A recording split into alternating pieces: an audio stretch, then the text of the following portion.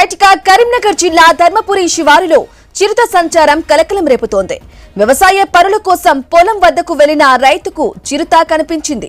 దీంతో స్థానికులు ఫారెస్ట్ ఉన్నతాధికారులకు సమాచారం అందించారు.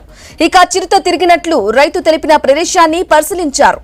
ఆనవాళ్లు, పాదముద్రలు సేకరించిన అధికారులు అవి చిరుత పులివేనని భావిస్తున్నారు.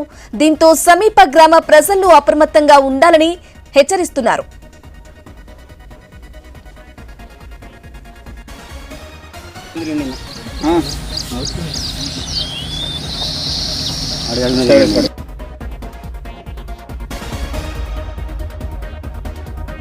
అంతే చిరుతనది చిన్నది. అంటే